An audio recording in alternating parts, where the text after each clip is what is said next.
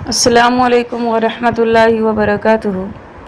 तनख्वाह वाले दिन एक आदमी तनख्वाह लेकर घर से निकला और बस पर सवार होने के बाद छुट्टी के बाद बस पर सवार होकर घर जा रहा था। इसी बस में एक जेब कतरा था जिसने उसके पॉकेट मार कर सारी तनख्वाह ले ली। जब बस कंडक्टर ने टिकट के लिए पैसों का पूछा तो बाबू ने जेब में हाथ डाला तो जेब खाली पाकर इस शरीफ शख्स का चेहरा नदामत के मारे सुर्ख हो गया और ज़ुबान लड़खड़ाने लगी।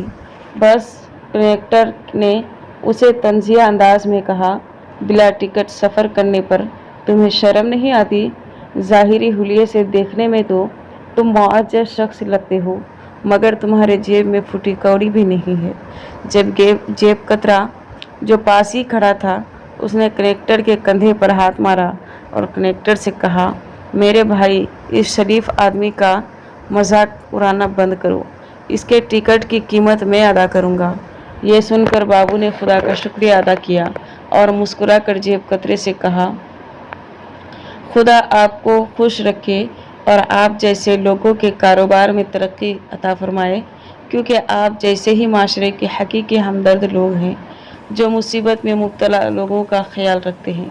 किसी अजनबी पर मेहरबानी का यह मंज़र देखकर बस के मुसाफिर भी इस चोर के आला अखलाक की तारीफ़ करने के साथ साथ उसके लिए दुआ करने लगे। खुदा इस मेहरबान शख्स का कारोबार में बरकत अता फरमाए और उस जैसे लोगों का माशरे में इजाफ़ा हो। आजकल हम अपने इर्द गिर्द हर जगह देखते हैं कि चोर की कमी नहीं है। ये सब हमारी लाइल्मी में की हुई दुआओं का नतीजा है, क्योंकि उसके बाद से चोरों की तादाद खूब इजाफा हुआ और वो चोरी भी करता है और साथ हमसे शुक्रिया और तारीफ़ भी वसूल करते हैं। चोर तरक्की करते करते कहाँ से कहाँ पहुँच गए हैं और हम अभी तक बस में खड़े लुट रहे हैं और चोरों का शुक्रिया अदा करते हुए उनकी तरक्की के लिए दिल से दुआ भी करते हैं। इसलिए ऐसे चोरों की दुआ करना हमारी ही वजह से इसकी इजाफ़ा हुई है, जो हमने लाइल्मी में इंसान ने दुआ की है। अस्सलामु अलैकुम वरहमतुल्लाहि वबरकातुहू।